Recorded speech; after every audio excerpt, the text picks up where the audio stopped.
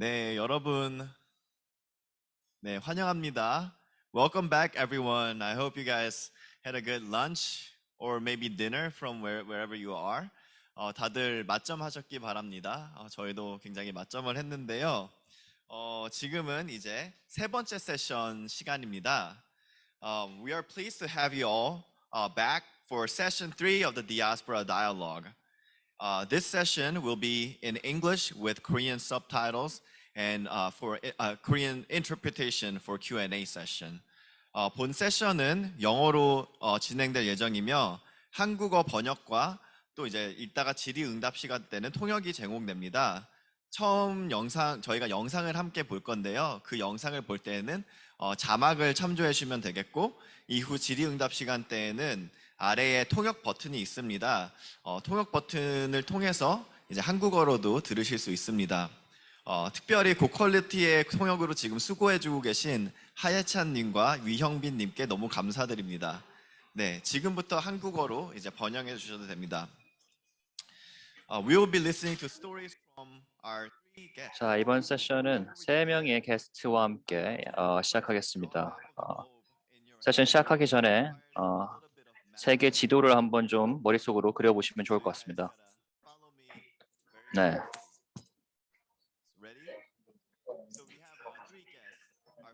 네, 오늘 게스트가 3명이고요. 첫 번째 게스트는 안토니오 변결의 씨입니다. 네, 한국계 아르헨티나이시고 미국에서 공부하시다가 런던에서도 공부하시고 현재는 멕시코에서 살고 계십니다. 그려지시나요? 세계 지도가? 네, 두 번째 게스트는 이규민 씨고 한국계 미국인이십니다. 네, 일본 그리고 중국에서 거주하셨다가 현재는 미국에 계십니다. 마지막으로 예브게니아 안 씨입니다. 네, 고려인이시고 우즈베키스탄에서 태어나셨다가 카자흐스탄에서 자라셨고 지금은 독일에서 공부하고 계십니다. 네, 3명 게스트가 참 다양하시죠? 이분들의 이야기에 대해서 배워보는 세션이 될 것 같습니다. 오늘 세션 보시면서 채팅방에 질문 올려주시면 좋을 것 같습니다.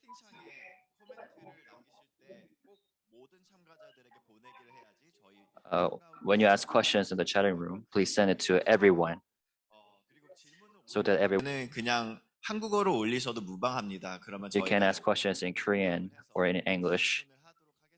We will translate them if it's in Korean into English.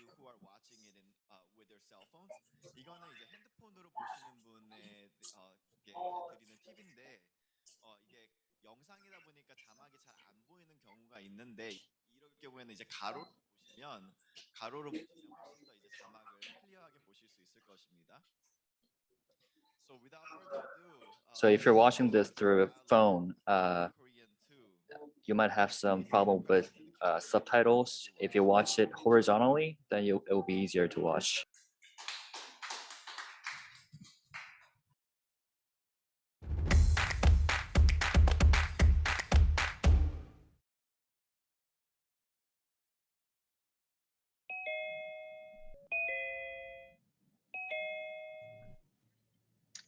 Hello. Hi.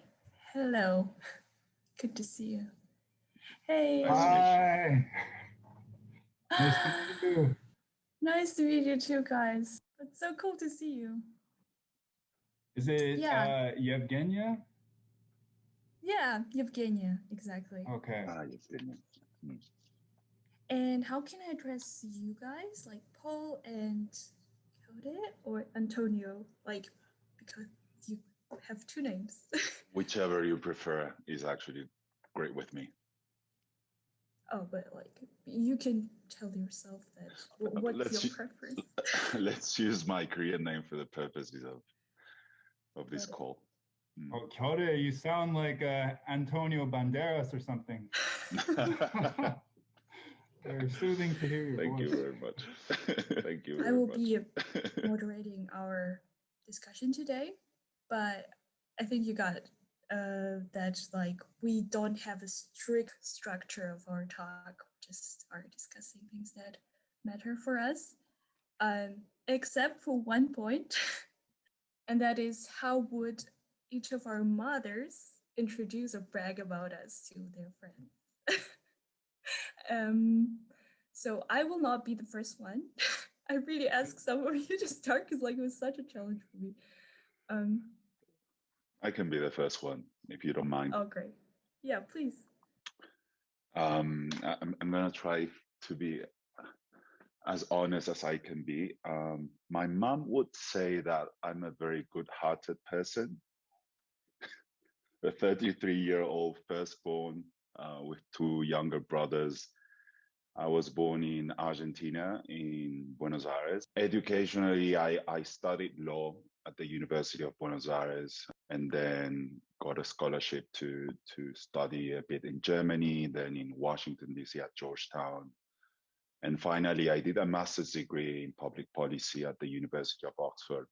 Professionally, my last position was serving as Deputy Secretary of Culture in Argentina. And afterwards, I got an offer from Delivery Associates, which is a British consulting company that does as well. So I'm working right now from Mexico.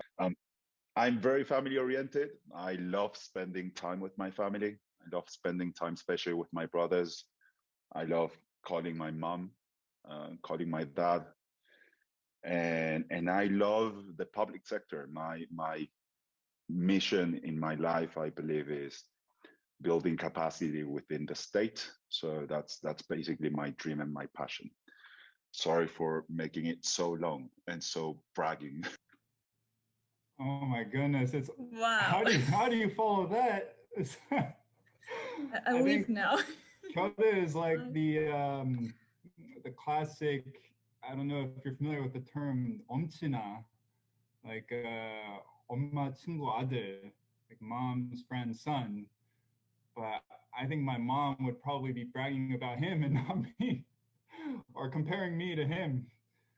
But I can follow up on that just because probably the only thing I can relate to is the family oriented. Because one thing that I am proud of is that I do call my family every day, at least my grandmother, on Kakao Talk, like I'm sure many others do. And I actually got to see my mother just last week.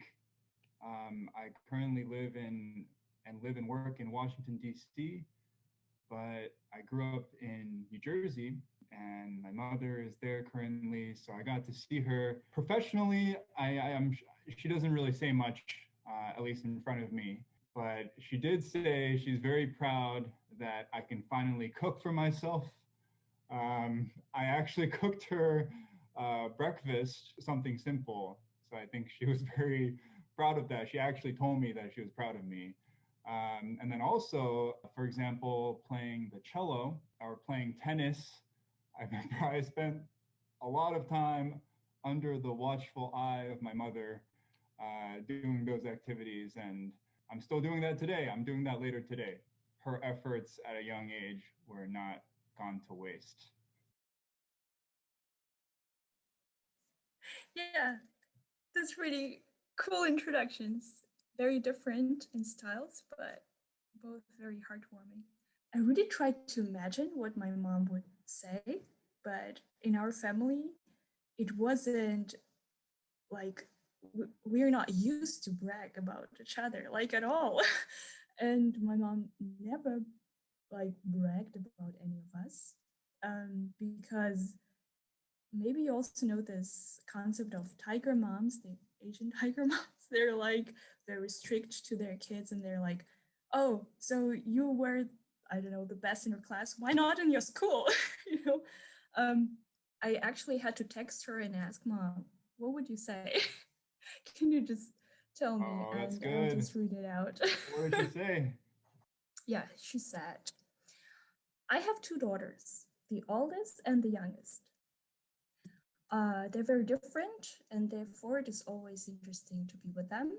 The youngest daughter is distinguished by a vulnerable but strong character, in crisis situations, at first she thinks that she's weak and gets upset because she finds herself in some challenging situations.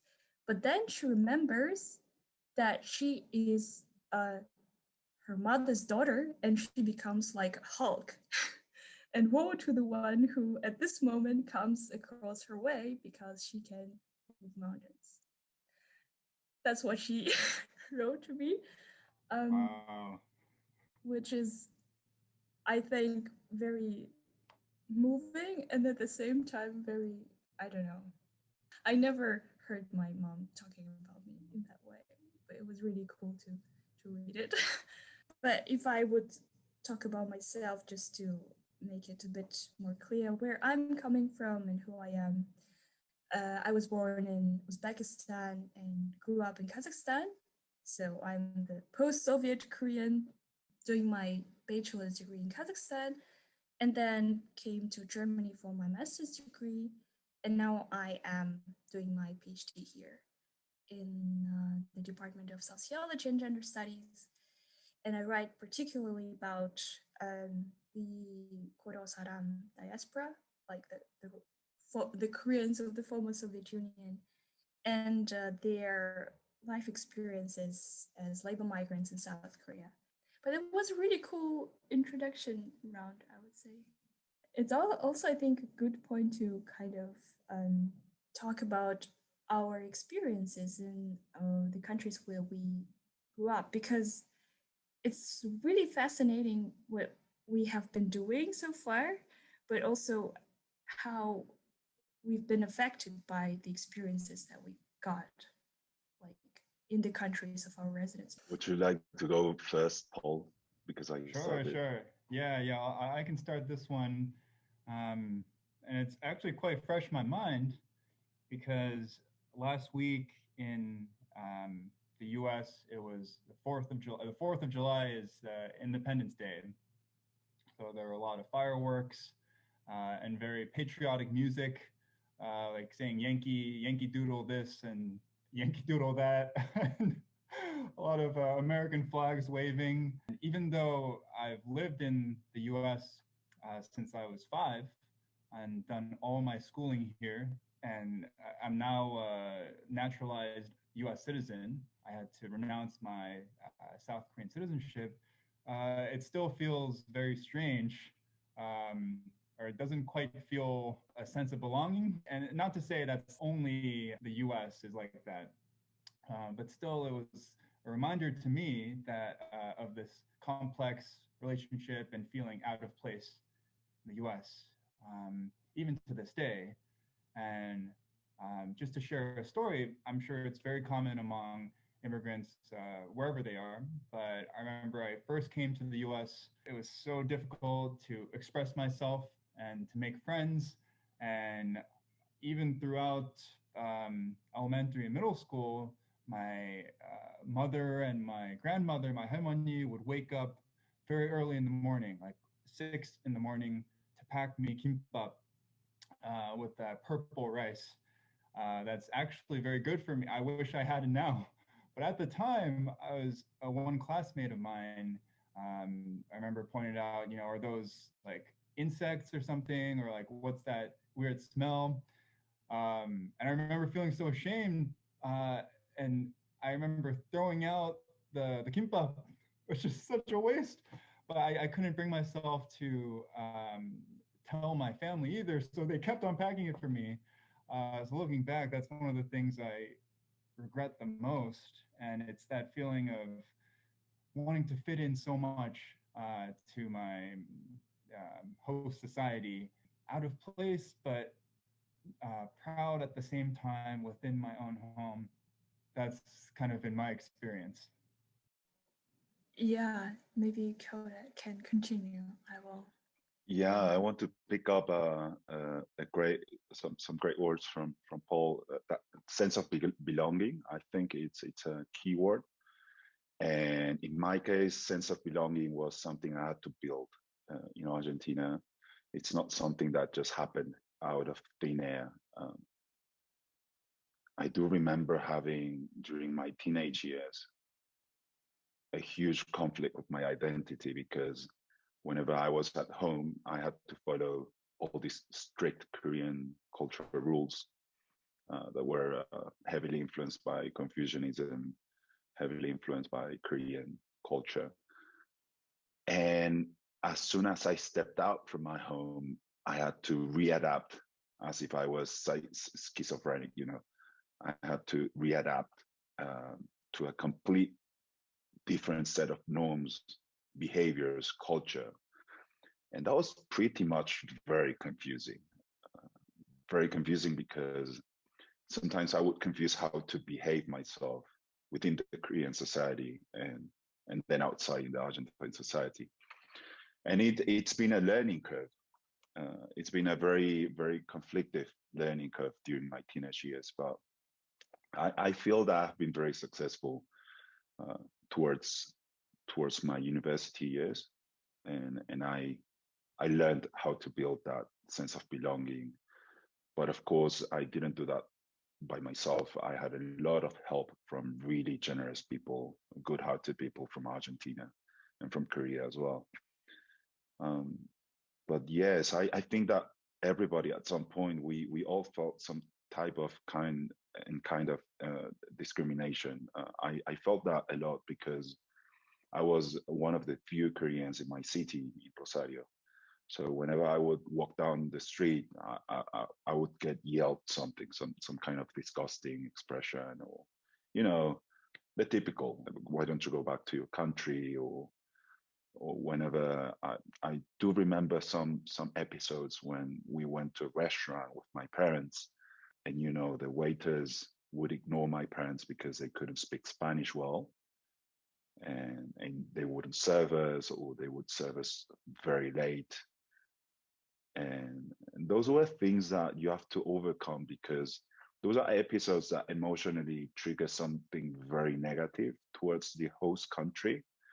And then you have to build on that and learn that those are some very specific and isolated cases, and that's not the mainstream of that country. I always say that Argentina has the capacity to embrace new cultures and make them their own.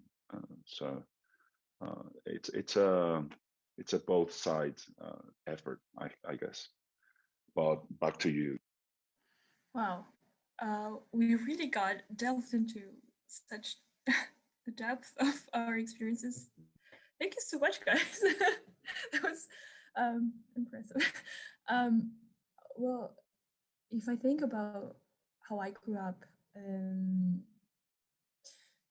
I was lucky, I think, because Kazakhstan is a very, very multicultural country. It has more than 100 different ethnicities, nationalities, and Kazakhstan on its own has a very complex post-Soviet legacy. So it has been like on the periphery of the Soviet Union. So itself was kind of country of minorities where all the deportees were sent. That's why there were so many Germans, Koreans, Russians, Tajiks, like all Central Asian, Tatars, Jews. And it never felt like I was out of place, because everyone was then out of place because it was so diverse.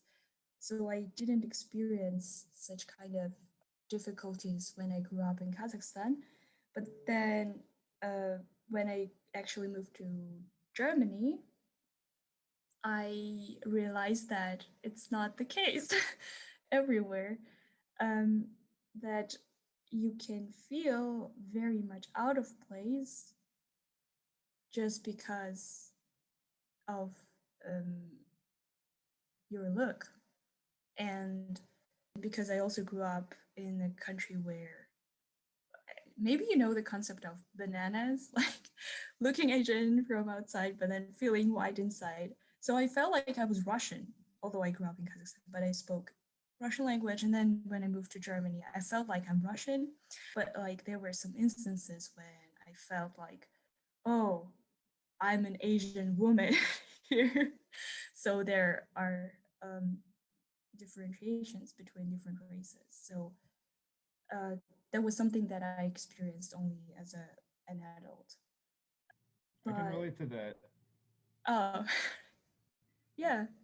And so when you say going to Germany made you feel different, I think for me it was at times when, for example, I had the opportunity to study in China while I was in university, at Yale University Fellowship, and it was mostly white Americans who were in the program, and it was in a city called Harbin, China, in former Manchuria, closer to North Korea and Russia. It was really strange for me because there were the American students, the white and other from other racial backgrounds, and then there were South Korean exchange students, and there were also North Korean exchange students who were studying all at the same university, Harbin Institute of Technology, wearing their badges from North Korea. And then there was me, which felt very strange. And most people, whether they were Chinese or South Korean or North Korean, I think it was difficult for them to perceive me as American. So I think that's really when kind of the identity shock, existential crisis started to unfold. And what you were saying about going to a third country and really how other people perceive you, that really, yeah, I can really resonate with that. Paul, do you perceive yourself as American, or is it kind of a mix? Or when you introduce yourself in a third country, would you say, "Hello, I'm Paul Lee, I'm American," or would you say, "I'm Korean"? Oh, well, I guess it depends how lengthy I want the conversation to be. I mean, if it's just a taxi driver, for example, I'll just say originally from Korea, because most of the time that's what they want to hear. And I don't want to do the back and forth of the where are you really from, you know, all of that. But yeah, if it's somebody I can really get to know, I'll go into the whole story and say Korean American. What about you, Eugenia? What would you answer? I would say I follow the same logics. I always try to see how much the person needs to know or wants to know, in fact. So I also just say when they ask where I'm from, and if they want to know whether I can speak certain language, then I see, okay, if they expect me to speak some Asian language, I say I'm from Kazakhstan, so that they know I speak Russian or like, you know, yeah. Then when they're puzzled, they say, but ethnically I'm Korean, and that's it. That's how I introduce myself. And you? I do introduce myself as Argentine. I never say I'm Korean, but I'm really, my reflection here is that it's incredible how nuanced we have to be with our answers sometimes. And that's something that doesn't happen to a normal human being that's was born and brought up in a single place, you know, without this huge background of multiple ethnicity. But I guess that nuanced approach also gave us many more opportunities, maybe, or much more flexibility to adapt to new circumstances. I don't know. I'm just thinking out loud. Actually, something that I'm curious about, this is related, I think, to relationship with the country of residence and identity struggles, your relationship with your name, whether it's in your, whatever language it's in. Because for me, one of the main struggles was that my Korean name is Kyumin, and then my English name, American name, it also happens to be my Catholic name, because my family is Catholic, is Paul. But for most of my life, my passport and my ID said Kyumin Lee. And I don't know, for some reason, of course, Kyumin is my name. That's what my family calls me. but it still felt very strange. Really didn't like it. I felt uncomfortable when random people, school teachers, or they called me Cumin, because I wanted to be Paul so much. I don't know why. Maybe because people would pronounce it the wrong way or think I'm foreign. I still feel that way. I feel like myself, like Paul when I speak in English, Cumin when I speak in Korean, Pablo cuando estoy hablando en español, Pavel, and Ruski Язык. So I don't know. Did you have?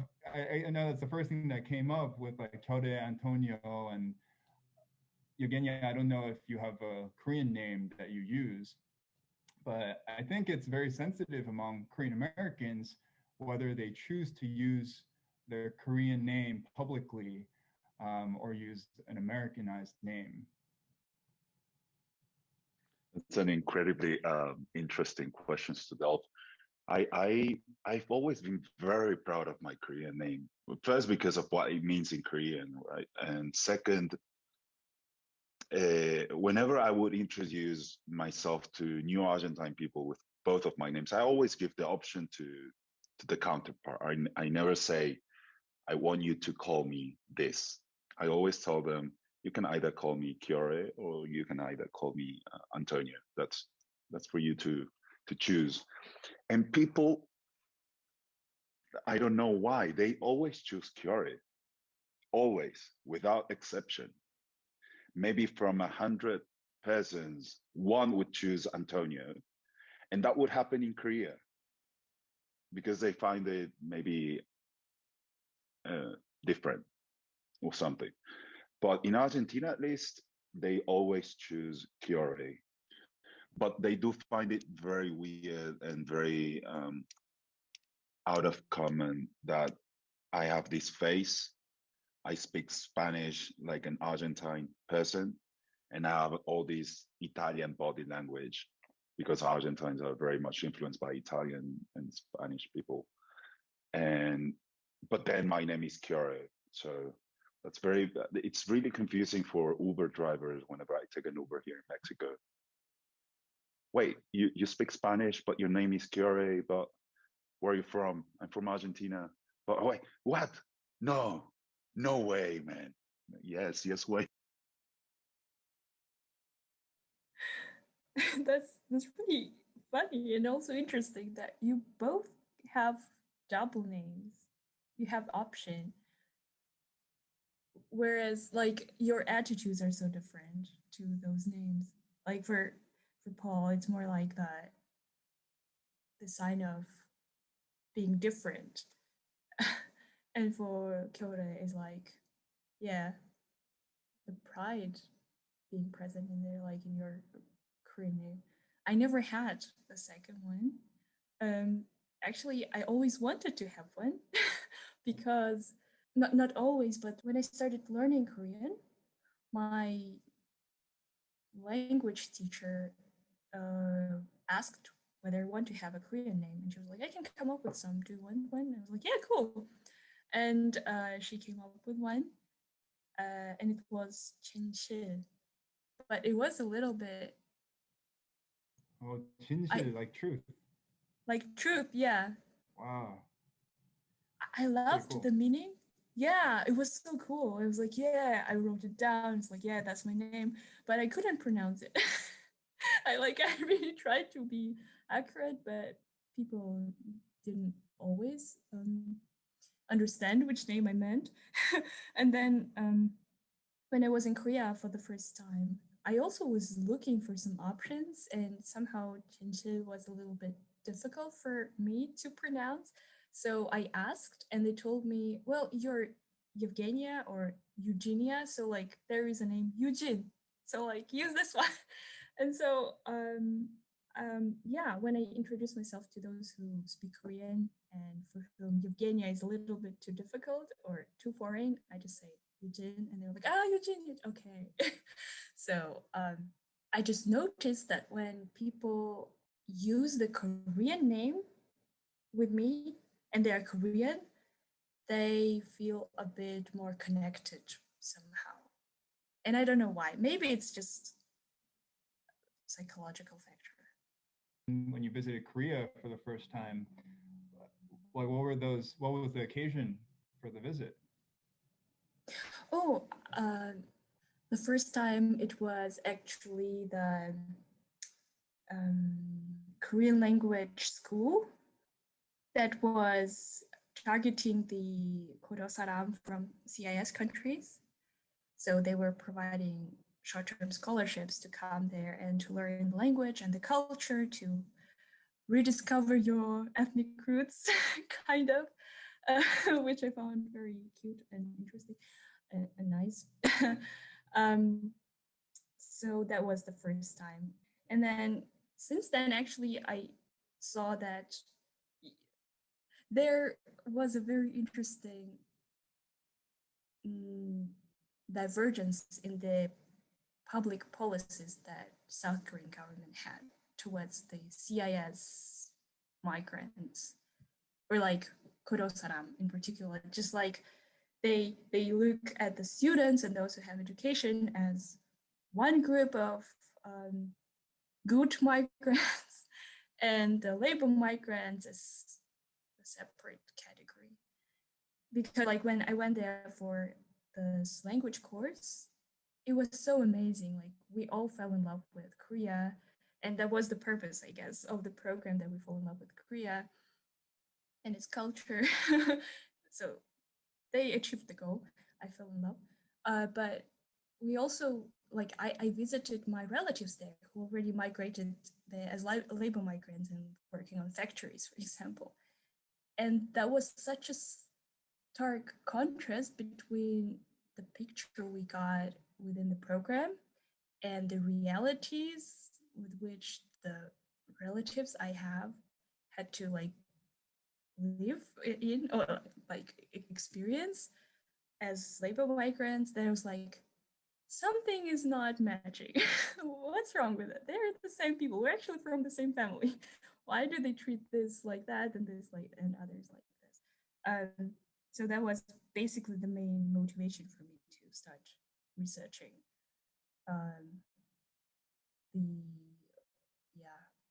the case of labor migration to South Korea.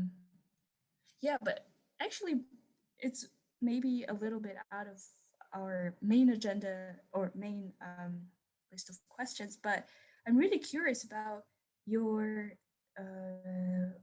working experience and your professional activities, how your identity or maybe your experiences have affected your decisions in your life trajectories professionally. Yeah. Should I go first, Paul? Or yeah. The most distinctive thing I would say is how you become so conservative with your behavior, because you're the only, in my case, in politics at least, and in the public sector, I was the only, if not the one of the few Koreans, Asians, I would say, Asian in general. And that was a big burden, because every action, every behavior of yours would then represent the behavior of so many people behind you. I always had a bias towards being very conservative with my behavior, being more lean towards being quiet, very risk averse, and not being too aggressive. And that has helped me, of course, a lot to advance in my personal and professional career. But then I did realize at some point, why do I behave like that? And that was because I had this mindset that my parents actually put in me when I was very young. They always said, you're like an ambassador to Korea. So your behavior has to be excellent in front of Argentine people, because if you misbehave, then you are misrepresenting the Korean nation here in Argentina. And that stuck with me a lot.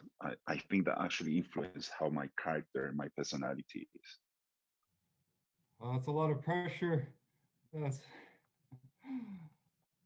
yeah.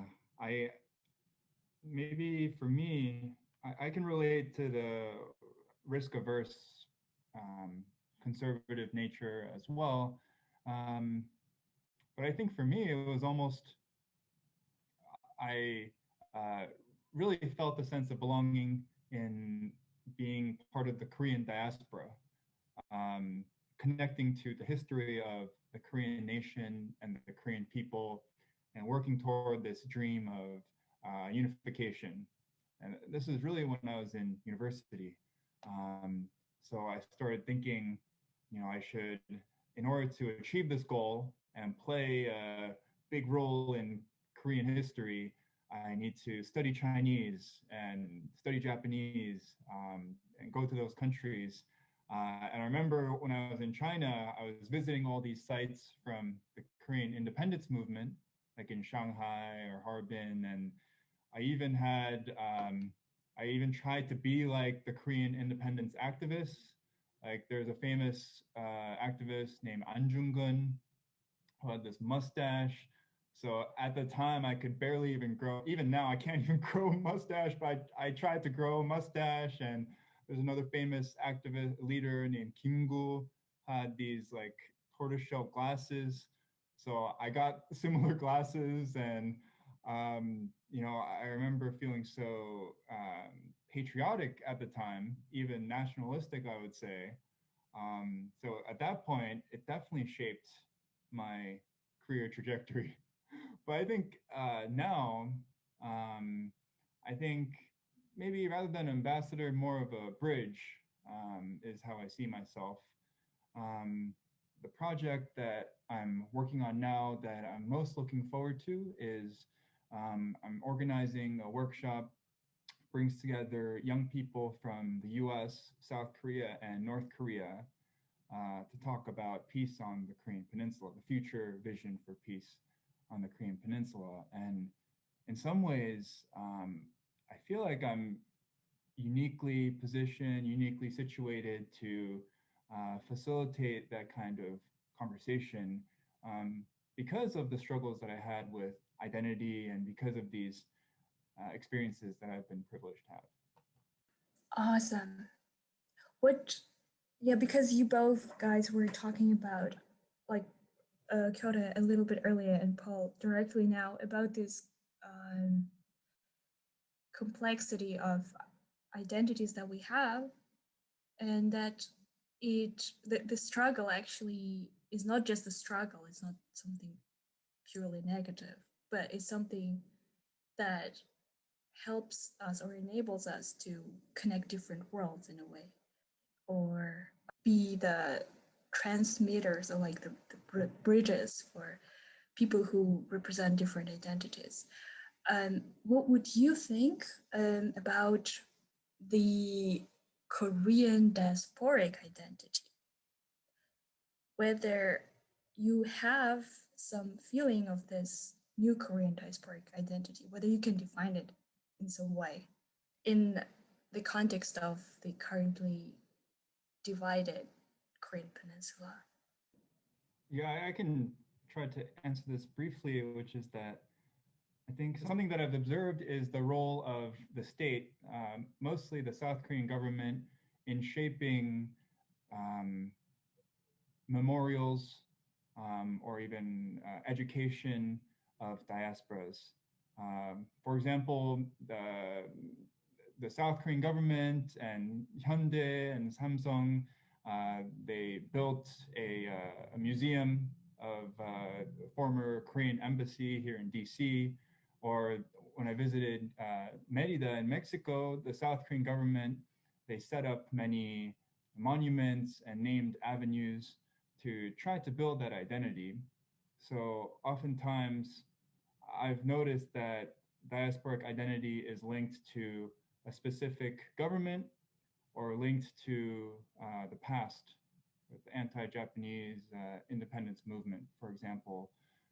But I would say my ideal vision is diasporic identity that's not linked to South Korean government or just the North Korean government, Doesn't even have to be the unified Korean government, but a more inclusive Korean identity. Again, I don't know how realistic this is, given real politics and all that, but not just saying that, you know, Korea Saram and Korean Americans and Zainichi Koreans are nice to have, and it's cool to see people like that abroad, but really see each other as part of the same people and have it be a future-oriented identity.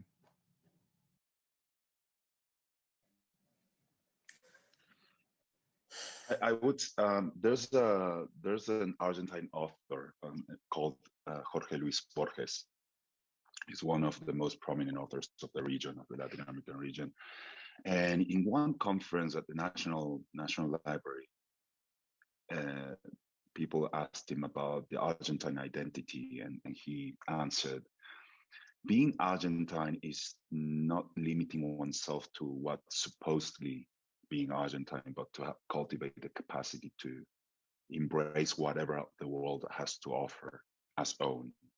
And I really love that phrase, because first it gives you an open-end answer to that question, right? So you build what being an Argentine means.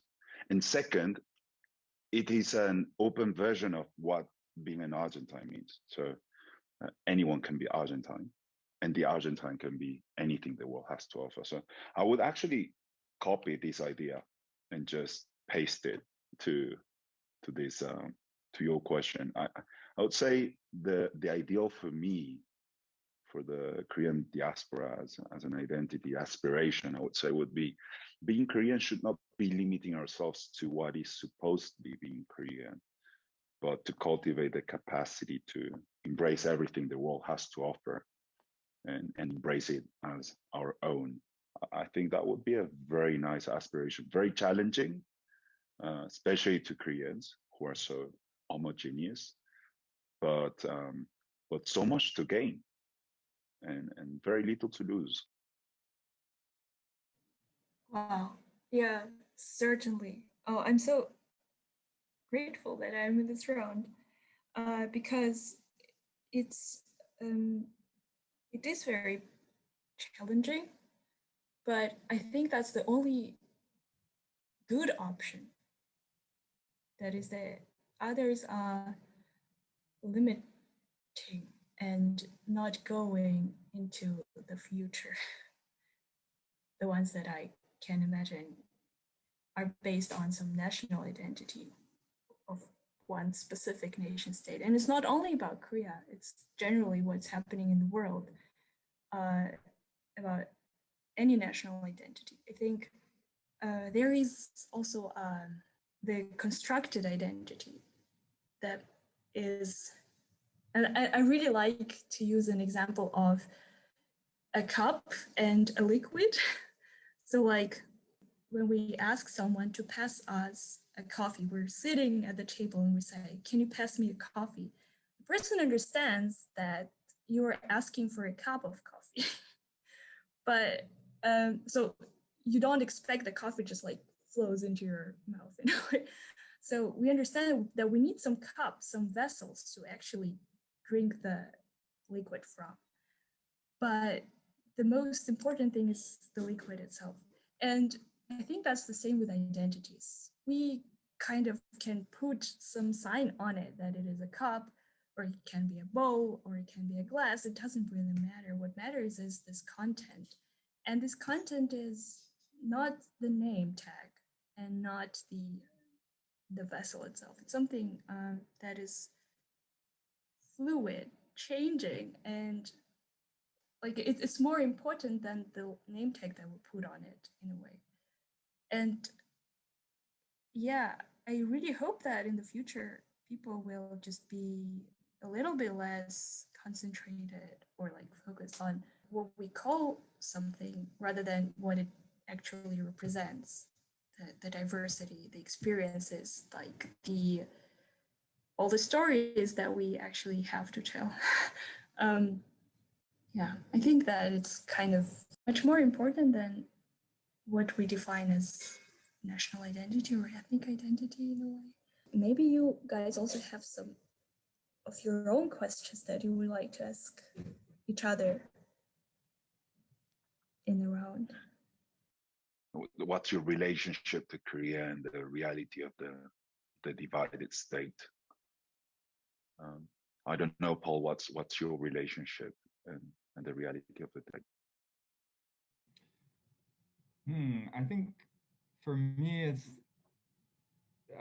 definitely influenced by my Korean American diasporic identity. Is how, I see it almost as my calling, my life mission, to try to play a positive role in helping heal the division of the Korean Peninsula, and not so much on a big policy level or societal level, but even on a community level or grassroots level. But I used to think as well that because Korean people were united for 1,000 years, they should be unified again, because that's just how it should be and natural.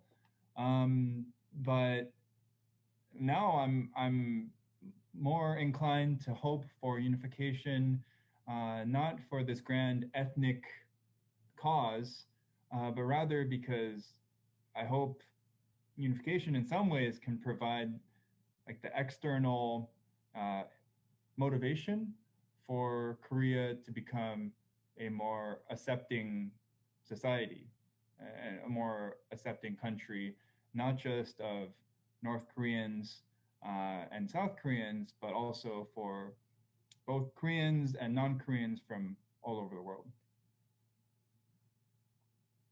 I agree.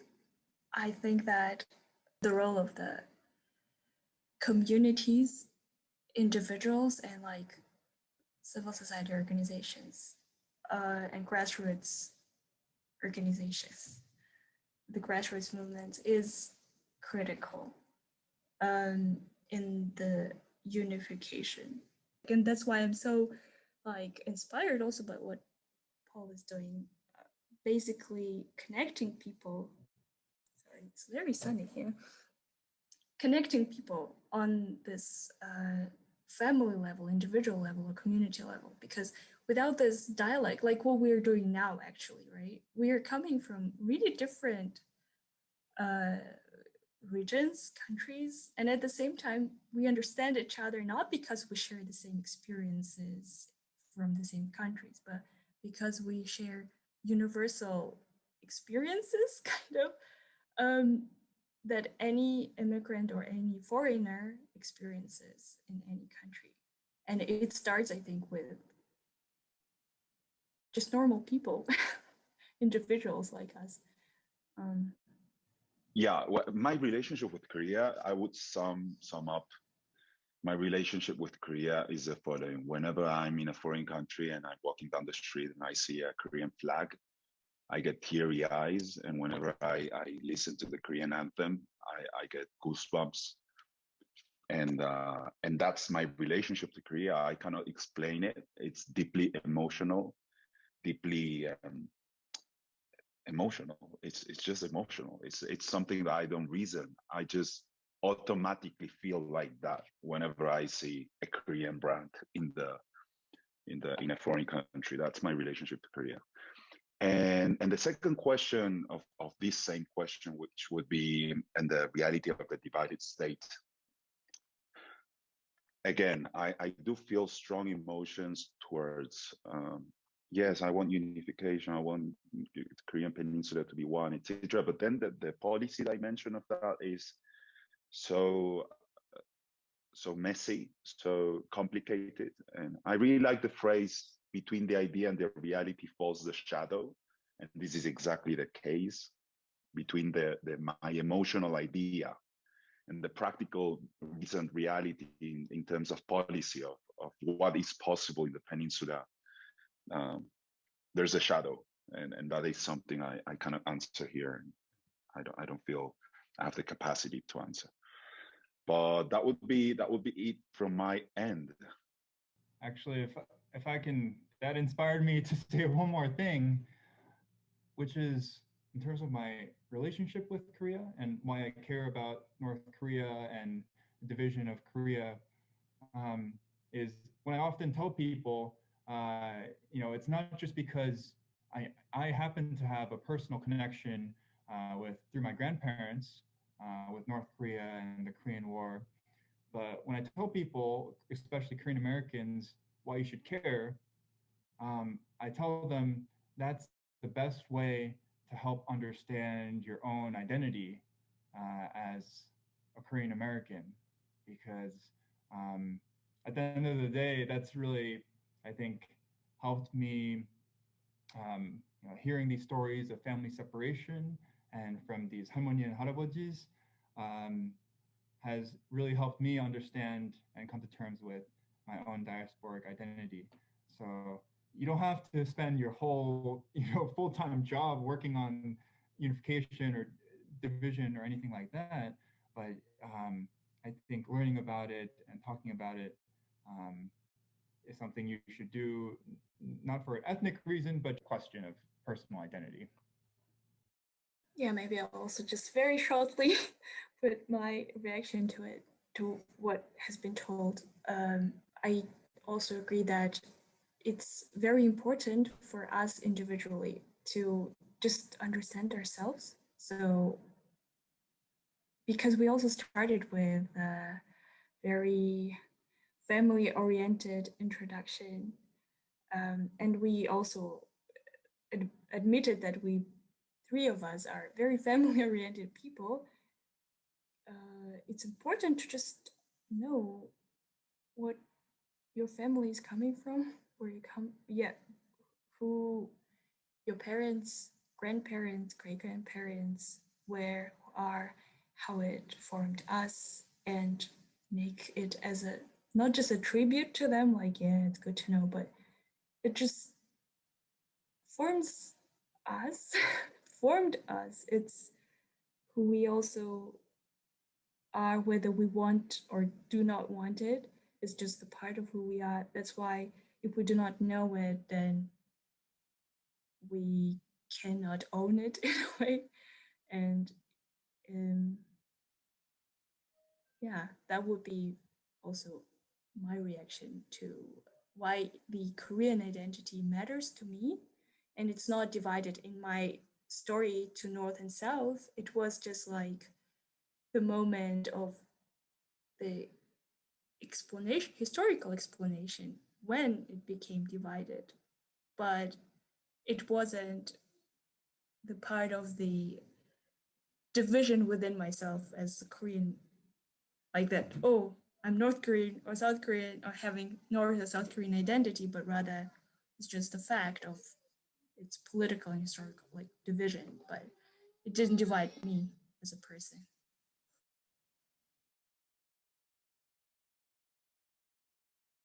We have to say goodbye, unfortunately, and I hope we do meet in person at some point after the pandemic, somewhere in the world. But it was really nice talking to you. You, Paul, you made me reflect so much, and you, Eugenie, as well. I'm gonna have a lot of food for thought during this weekend. Thank you very much for your inspiring stories. They triggered so many things in me. But thanks to everyone. Thank you. It was quite therapeutic, and yeah, really good to exchange. Yeah, for me, it was almost like stepping into another world in a way, because I've been in this bubble of mine for so long, especially during the pandemic. So I think I don't know how to put it, but I got some good energy.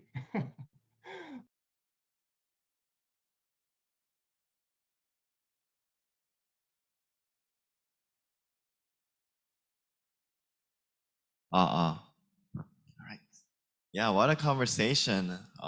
From where you guys are, I hope we give a round of applause for the wonderful panelists, and hopefully leave some comments And we have actually KOTE and Yevgenia in the room. And while we are figuring out logistically to put them on the same screen, I want you to kind of think about one or two takeaways, because it was a really packed conversation and there's so much to be done. But I think if there's like one or two takeaways that you can take home and continue reflecting after this session's over, I think that will be really beneficial. I want to invite you to kind of leave comments, like maybe one or two takeaways of what you want to take away from this conversation. And while you do that, I'm gonna be reading some of the comments that's been uploaded already. And somebody said the fluidity of diasporic identity was 그래서 써주시기를 디아스포라가 겪는 그런 be my takeaway for today, because I think because of it was so beautifully put that like what matters is what's inside the vessel or what's inside the cup, and that's essentially that's what a person is. Like a person is not defined by their nationality or the culture. I mean, they are all part of that, but that doesn't wholly define what a person is. Like Yevgenia also beautifully put that, like the division of the homeland, division of South and North Korea doesn't break who she is. So I think that is so beautifully put.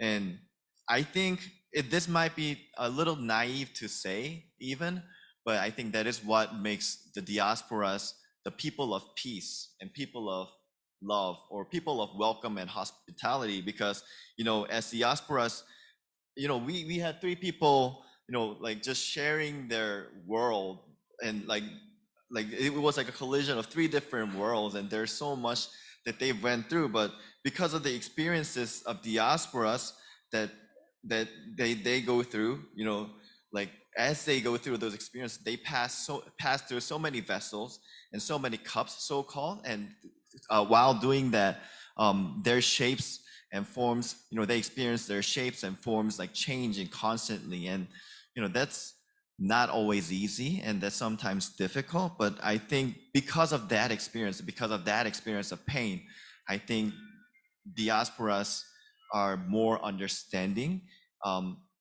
and people in the margins especially, I think they experience this more. And that's why I think, or not even just like experiential diasporas, but whoever wrestles constantly with these things, I think those experiences make them fit for essentially peace. By the way, so we have the two people on the screen, so welcome. By the way, Hello. please unmute yourselves. Hello. Wow. Where are you joining from, Evgenia? I'm joining from Frankfurt, but from outside. It's Okay. actually, yeah. I hope it's quiet enough, or I hope Yeah, you it's can very hear me quiet. well. Yeah, we Okay, can hear you okay. very well. Cool. Yes, and it's very beautiful. What time is it? 7 a.m. is it? Yes. 7 a.m. Yeah. Wow, so you have to wake up early. Thanks for your dedication. What Thank about you for KOTE? invitation. Yeah. KOTE, where are you joining from? I'm actually right now in Guadalajara, Mexico, and it's midnight. Midnight. So we have two people joining at 7 a.m. at midnight. So we gotta really thank them extra for your dedication. So yeah, and yeah, this was such a wonderful conversation. And while we're gonna miss Paul for this Q&A, I think a couple of us have some questions, right? We have a question from Lee Kyung-hee, and she asks, actually it was a question for Paul, but let me read her comments first. So she talked about let me roughly translate. So as a person who was born and raised from South Korea, the people who really care more about the reunification or about Korea or about their identity are not the ones who grew up in Korea, but actually the diasporas who wrestle with these questions. And as she listens more on the conference, that's what she thinks of. And she also comments that like people like me who grew up and raised in Korea too easily refer to Korea as Helljoseon, which is like Hell Korea, because like people are, they think it's really difficult. They're struggling a lot living as Korean citizens. So she is commenting that she has some complex feelings when she hears Korean people referring to Korea as Helljoseon, while the diasporas have more love and care and struggles for Korea. And Im Go-eun comments that what Yevgenia said lastly was very impressive. Am I a South Korean or am I a North Korean? But regardless, the political or historical division has not divided myself. So that was very beautifully put. So thank you. So I have a question to and Ju-young said that Ju-young also loved the cup and a coffee analogy and really cool way of thinking of it. Yes, and I totally agree. But what do you guys think of when you hear the word Helljoseon? When you hear the South Korean people who grew up and raised here referring to the South Korea as Helljoseon, and yeah, I want to hear your thoughts on that.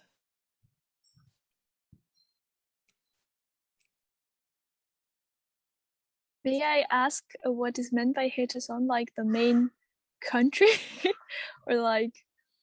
So it's I think it's more of a kind of like a joke, but it's a very kind of bitter joke that like it's really just difficult to live in Korea. For example, a lot of young people, especially in their 20s and 30s, they struggle a lot finding a job, and even buying a house is such a challenge because the housing price is so high that nobody in their 20s and 30s can afford to live, and just the living expense is very high.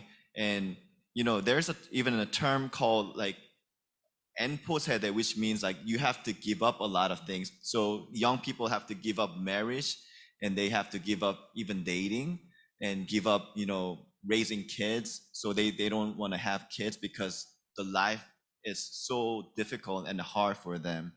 And that is why they kind of like jokingly refer to Korea as Hell Korea, because the situation is kind of like hellish. Oh my God. Okay. Well, thank you for explanation, because like I didn't understand the term itself. But while you were explaining the like what is behind, I could relate to that. I think youth in Germany, in the US, in Russia, and so many countries can relate to it. Like I don't think it's the problem of just one country, but like I think the social problems that are there caused by, well, many different reasons. They're not only for South Koreans. I personally think so, but maybe Kore has some other opinion on that. I'm very empathetic with the term Helljoseon and Hell Korea. I completely feel the pain of especially my generation or lower generations. I completely feel the pain and the difficulties they are going through. To put that in perspective, I want to give you the case of Argentina. Argentina has almost 50% of poverty right now. the annual inflation rate is almost over 50%, and the minimum wage is around $200. So you can see actually that everything is quite relative. You know, difficulties and challenges are very context-based, and of course I'm very empathetic with that. What I'm trying to say is not very good in other countries, you know, in the rest of the world, especially in Latin America. Yeah, I think it kind of like it's a probably common struggle for everyone and everywhere. That, you know, I think it tells us that life is difficult. We're really thrown out in a very difficult situation to begin with, wherever we are. But, you know, I think what's very noble is that, you know, like you still, like you choose to struggle. And I think that is maybe connected with the identity of diasporas. Like you have an experience of minority, and the life given to you is so difficult. So you're kind of like put in a really difficult situation to begin with, but you choose to struggle. And from that struggle, I think you become something, right? So I think like Yevgenia, you have become an academic who studies these, you know, things, and KOTE, you've chosen the path of, you know, public policy while struggling with your identity. So I think you two are showing such a great example of, you know, how to kind of keep a, I guess, optimistic outlook even in this difficult situation. And I think that is probably what the people were seeing as well. That, you know, oh, the diasporas, you know, they have, you know, love for, they care about the conflict and struggles in Korea, and they want to be something. They want to collaborate their efforts and strength for that. So yeah, so I have a question, and oh, okay, yeah, it's so we just had a session about how the diasporas are called, and, you know, called by many different names. And I've heard of the term 카레이스키 before. It's probably a term that refers to 고려 사람 mainly, but I've also heard that, you know, you have to be careful when you use that term because it can be derogatory. So and it might be offensive to call a 고려 사람 카레이스키. So can you, Evgenia, can you please explain about this term? I wouldn't be offended to be called Koreanka, or like Korejski is more like an adjective, like Korean, like being Korean. And for example, Korean Peninsula would also be Korejski полуостров, meaning like Korean Peninsula. So I don't think that it is like I would never be offended by being called this way in Russian. There are many other derogatory terms maybe related to like the term Korean in Russian, but I think there is a little bit of misunderstanding or misinterpretation of the term. But because I also have heard that myth, but on its own, the adjective is quite neutral. Like it's just an adjective, Korean. Yeah. Yeah, thanks for sharing. And I think it probably has to do more with like how that name is used, with what kind of intention, right? Because we had a session that, for example, we call North Korean defectors 탈북민, but we just had a discussion of how that term has to be changed because that can carry some of the very negative, you know, connotations. And I think maybe because of some of the ways that some words or adjectives can be used, they can carry some kind of like negative connotations. So maybe I think that is why somebody told me that, you know, I have to be careful. But because you also shared about your experience of how the migrant workers are treated within Korea, and you saw many discriminations, right? But maybe it has to do something with that. I'm not sure. But I also have a question for KOTE. Okay, so this is a question for you, Kyote. So you said that you almost always introduce yourself as an Argentine and not Korean.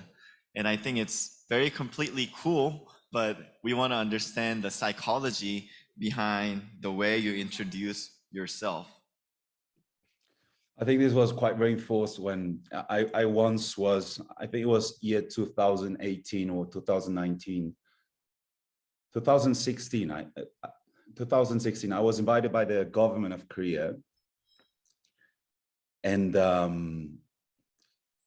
it's quite funny. I was invited as a representative of Argentina, as a public official from Argentina. And this was the funniest part. When I entered Korea, my passport is Argentinian, right? I don't have a Korean passport. I never applied for it. And when I entered Korea, I was treated as a foreigner, as a complete foreigner, even though I spoke the language, even though I had the face, even though I understood the social norms, everything. The immigration office treated me as a foreigner, as an Argentine person. And that stuck with me. It was quite enlightening. I thought to myself, for this country, I'm a foreigner. I'm not a Korean. So while I was delivering the speech, I could see some pushback between the Korean officials trying to make me Korean, but then legally I wasn't.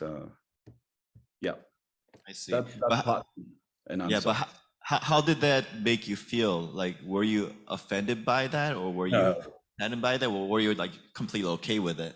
No, I was very nonchalant about it. I was actually laughing. I started speaking in Korean to the immigration officer.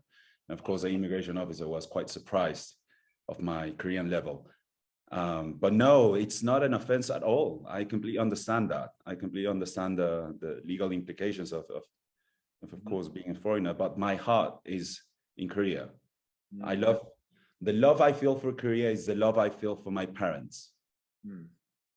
Yeah, I think that maybe connects with what you said before, because you said like what defines Argentine is like you, like quoting from Borges.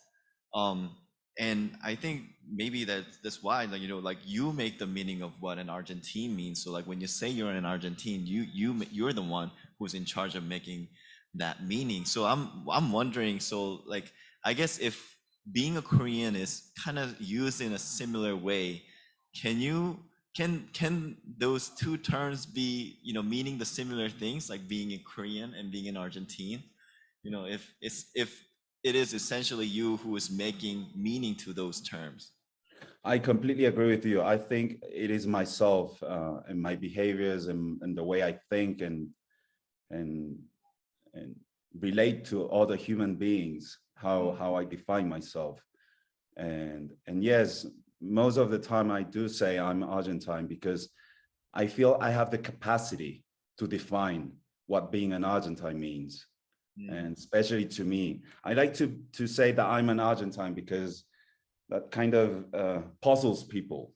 You know, they do not expect me to say that I'm an Argentine, and I love to surprise people when giving my first impression. Maybe it's more of a connecting strategy than any other thing. Yeah, no, that's so interesting. Continuing from that conversation, there is a question that connects to this. So KOTE, you are a person with diasporic identity and you work for the Argentinian government. So maybe you've experienced some hostility or sensitivity. Was it okay? Because, you know, Korea is even more difficult to even enter those kind of scene with that kind of identity. So the questioner want to ask, was there any like hostile, you know, sense when you're doing the government work? Nothing especially because I was Korean or I hold it or had an Asian face. I think I went through the same struggles or challenges anyone in my position would have gone through. not anything special because of my ethnicity or my background. I never felt that type of, nuanced discrimination approach, or just the standard, the standard of being in politics and being involved with politicians. Yeah, thanks for the answer. And the next question is for Yevgenia. And the questioner asks, going off on the diasporic fluidity comment by Yevgenia, fluidity of identity, as beautiful as it is, also comes with the complexities and contradictions of identity. Were there any moments of contradiction regarding your own diasporic identity?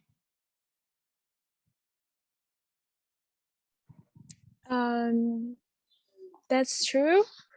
The diasporic identity is something that can be kind of, let's say, problematic if you talk to people who do not know what it is. But I personally see it as also like unspecific thing, because it's something that helps you to build up something new, like a Lego, like there are different parts and you put them together to make something different, but yet consistent of existing parts. So I would say that diasporic identity is not something predefined or fixed as any identity, but it just helps you to find the common ground with people who are who kind of go beyond the national identity or ethnic identity as something just one, like homogeneous.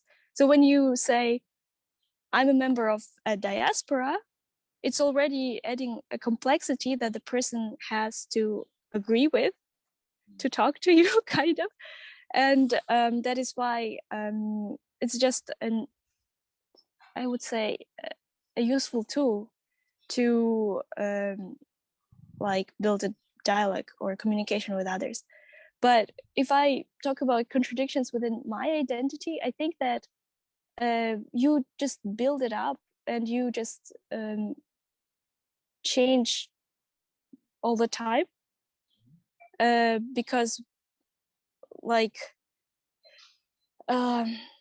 contradictions appear among all people, whether they belong to diaspora or not, because identity is also not just defined by your ethnic identity. It can be gender identity, can be class identity, whatever. And that's why we all already have complex identities. The question is how you frame it so that you can come into contact or communicate and connect with someone next to you, or someone you want to connect with in a way. That is why I would say the contradictions are there all the time. The moment you predefine yourself, like saying you're Korean, it's already kind of a frame that another person also has then in his or her imagination. And so these boxes also help us to start the conversation. But then what you feel in is building up while you communicate. And it results these contradictions then. If I'm not sure if I am explaining it Yeah, in an no, I understandable. completely get it. Yeah, but I think it's really very beautifully put that, I guess the nature of the kind of you're kind of embracing confusion and embracing contradiction, and that's the nature of who you are and who we are. But it's about what you're gonna do with it, right? So you choose to communicate with the world with your confusion, to start dialogue, and then how you're gonna let it kind of shine or let it show itself and let it be expressed is your choice. And I think that connects with what I said about, that's why I think the diasporas, because of their just complex nature, kind of tend to make them more the people of peace and people of dialogue, and that makes people, because we're just so confused about ourselves, like we have to accept ourselves as we are. And otherwise, it's so difficult. So I think that's what makes us more understanding of others, and more, I guess, enabling us to see others as who they are. That makes sense. Yeah, I agree. Because we were just talking about two serious things. There is a kind of like a fun, lighthearted question for KOTE. And the question is, do you ever want to become the first diaspora president of Argentina? Do you think that's possible? Absolutely not. I think being the president of a country is the worst job in the world, maybe in the universe, if there are other extraterrestrial beings out there. No, I think that's a really bad choice, trying to be president of a country. I would love though to escort a president. I would love to be an advisor to a president and to serve a very healthy leadership but not the full responsibility. I would never, ever even try to do that. No, but I think I don't know too much about this, but was it in Chile or was it in Peru that where they did have like a Japanese diasporic Japanese president, right? Yeah, it was in Peru. Fujimori. Yeah. So what do you think about that? Like, do you have any comments? I think that's great, and I think it's a very personal choice of each person and each individual, whatever that individual thinks of the mission he or she has in life. I love roles and the theory of justice, and I really think that my mission is to work towards lifting the worst of society. But I think that you can do that in any position. You don't need to be a president of a country to achieve that. I think you can be an advisor to a very healthy leadership. You can be a volunteer. You can be just a single working person. I don't think you have to be at the top of the system to effect those changes. Yeah, thanks for that answer. I think we're almost out of time, so but this can be maybe the last commentary, and I think it may summarize our conversation today. So I want to read it to you and maybe conclude the conversation, unless anyone has like a burning question. But let me read that commentary. This was a session more moving than any unification-related academic speeches I've ever heard. The fact that you want reunification not as an ethnic mission, but as a way to peacefully coexist, this really blew my mind. And amen to that. Yeah. Thank you so much for your insights, and thanks again, Yevgenia and KOTE and Paul. So, thank you for, waking up really early and staying up very late at night. So let's give them another round of applause, and show our appreciation in the comments as well. Yeah. So before we end this session, I want to make an announcement for our next session, which is more of a casual Zoom group discussion session that will involve more of your participation. So we have a separate link to join. That's a meeting link, not a webinar link. And I think we're gonna put it on the chat, right?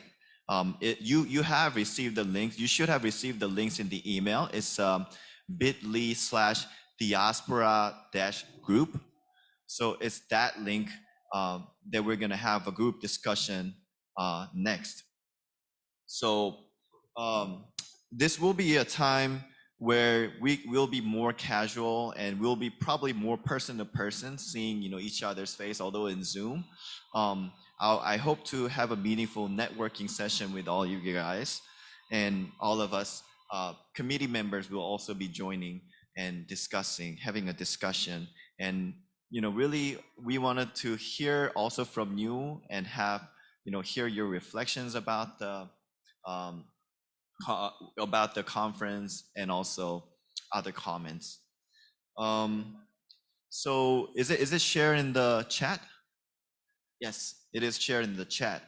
But again, it's bit.ly/diaspora-group.